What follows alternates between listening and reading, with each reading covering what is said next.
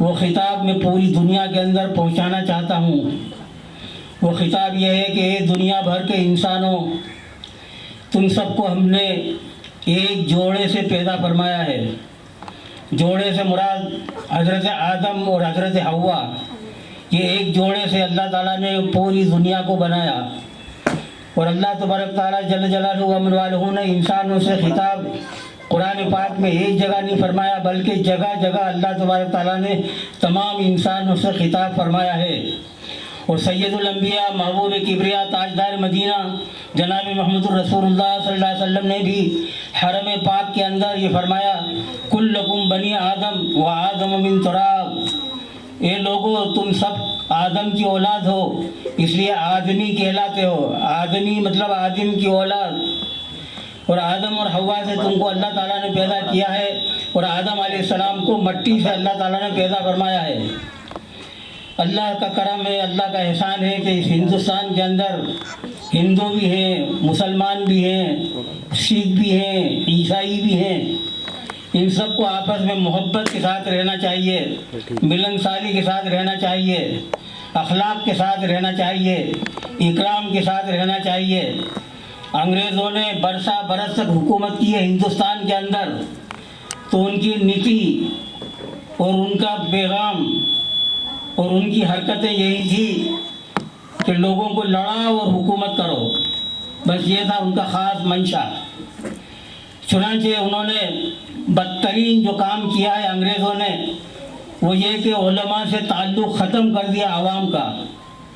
आवाम से ये कहा कि अगर तुम उलमा की बात मानोगे तो ये तुम्हें दुनिया में तरक्की नहीं करने देंगे। तुम उलमा की बातों के अंदर मत आओ, तुम दुनिया में तरक्की करो, आगे बढ़ो, आगे बढ़ो, आगे बढ़ो।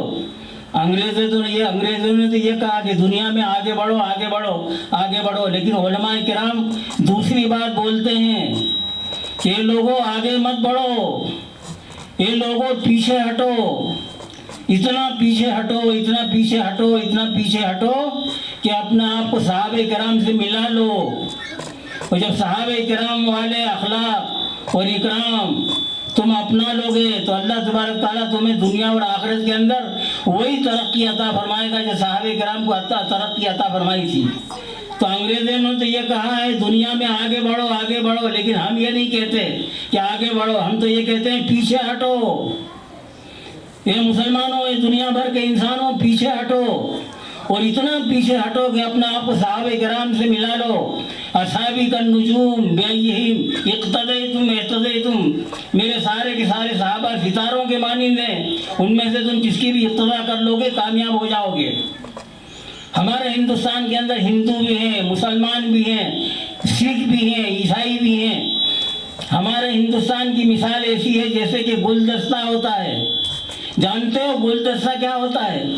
गुलदस्ते के अंदर बीसियों नहीं बल्कि सैकड़ों फूल होते हैं, और लाल पीले गुलाबी हर तरह के फूल होते हैं, चमेली और गुलाब के फूल होते हैं, और उससे गुलदस्ता तैयार होता है। गुजरात के अंदर जब शादियां होती हैं तो दूल्हे राजा के हाथ में वो गुलदस्ता सबसे आगे आगे होता है, और दूल्हे राजा आगे आगे चलते हैं, बारात पीछे पीछे चलती है, और उसके हाथ में गुलदस्ता होना अलामत है इस बात की कि इस लड़के की शादी हो रही है। तो गुलदस्ता है हमारा हिंदुस्तान।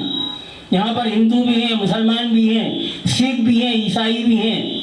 अब उसके सिलसिले में एक कविता में पढ़ रहा हूँ, उस कविता को ध्यान के साथ सुनो, अजमत के साथ सुनो। कुरान हदीस की रोशनी में वो लिखी हुई है वो कविता के अशार से आपको अंदाज़ा हो जाएगा कि मैं क्या कहना चाहता हूँ। उसमें एकता का दर्स है, इत्तेहाद का दर्स है, आपस में मिलनसारी का दर्स है। और उसको ध्यान के साथ सुनो। बिस्मिल्लाहिर्रहमानिर्रहीम।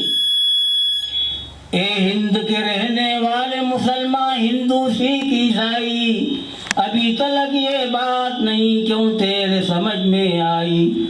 जिसने भारत में जन्म लिया वह सब है भाई भाई, अभी तक ये बात नहीं क्यों तेरी समझ में आई। इसको फिर से सुनो, बहुत अच्छी बातें कही हैं और पूरी कविता के अंदर बेहतरीन बातें कही गई हैं, कुरान और हदीस की रोशनी में बातें कही गई हैं। ए हिंद के रहने वाले मुसलमान, मुसलमान हिंदू सिख ईसाई, अभी तक ये बात नहीं क्यों तेरी समझ में आई। जिसने विश्व में जन्म लिया वो समय भाई भाई, अभी तक ये बात नहीं क्यों तेरी समझ में आई। एक भाई हाकिम बनता है, एक करता व्यापार, एक करता खेती बाड़ी, एक मजदूरों लाचार। रिश्ता कायम है अपनी जगह को अलग अलग है कमाई, अभी तक ये बात नहीं क्यों तेरी समझ में आई। ए हिंदू के रहने वाले मुसलमान हिंदू सिख ईसाई, अभी तक ये बात नहीं क्यों तेरी समझ में आई। जिसने विश्व में जन्म लिया वो सब है भाई भाई, अभी तक ये बात नहीं क्यों तेरी समझ में आई। अब इसके अंदर देखो कितनी बेहतरीन बात कही गई है।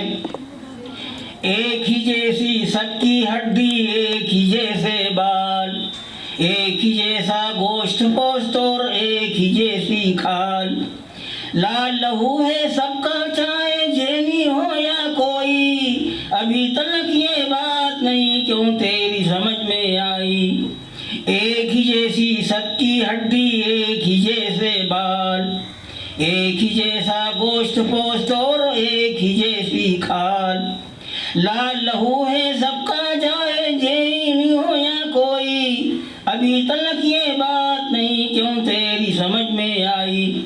मैं मिसाल दिया करता हूँ कि अगर ज़मीन पर खून पड़ा हो तो कोई शनाख्त नहीं कर सकता कि ये खून किसका है, ये हिंदू का है कि मुसलमान का है, सिख का है कि ईसाई का है। खून खून है।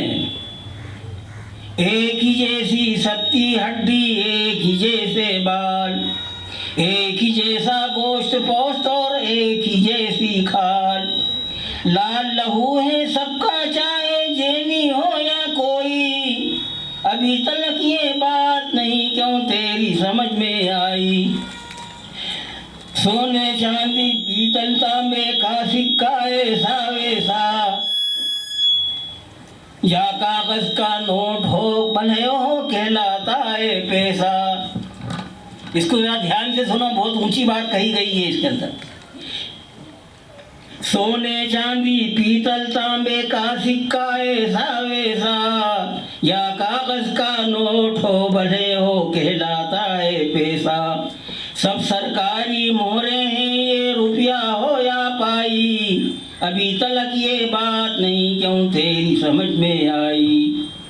सोने चांदी पीतल तांबे का सिक्का ऐसा वैसा, या कागज का नोट भले हो कहलाता है पैसा। सब सरकारी मोहरे हैं या ये रुपया हो या पाई, अभी तक ये बात नहीं क्यों तेरी समझ में आई। चांदी सोने के सिक्कों के ऊपर भी हुकूमत का सिक्का लगा हुआ होता है, और अगर हुकूमत ऐलान करे कि आज से 2000 का नोट बंद, तो वो लाश के ढेर बन जाएगा। करोड़ों के नोट लाश बन जाएंगे, कोई अहमियत नहीं होगी, क्योंकि उसकी रूह निकल गई। इसी तरह से हम सब के अंदर अल्लाह ने रूह रखी है, हमारे जिस्मों के अंदर अल्लाह ने रूह रखी है, वो सिक्के की मोहर की तरह से है। और जब रूह निकल गई तो ढांचा हो गया, जैसे कि करोड़ों के नोट नदियों में पड़े हुए थे, बेकार पड़े हुए थे, जान निकल गई उनकी नोटों की, क्योंकि हुकूमत ने ऐलान कर दिया आज से 2000 का नोट बंद होता है बस। और नदियों में ढेर पड़ा था करोड़ों नोटों का, लाश, सब लाश। जग में आकर इधर उधर देखा, एक हिंदू ने ये बात कही है, बताओ, आला दर्जे की बात कही है। जग में आकर इधर उधर देखा, तू ही आया नजर जिधर देखा, रूह से हो गए बदन खाली, आंख भर तूने जिस तरफ देखा। अल्लाह ताला रूह निकाल देता है, इंसान लाश बन जाता है। और लाश का क्या मतलब है? लाश है, कोई चीज नहीं।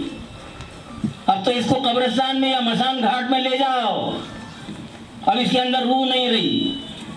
तो सोने चांदी के सिक्कों के अंदर जो रूह है असल, वो हुकूमत की मोहर है।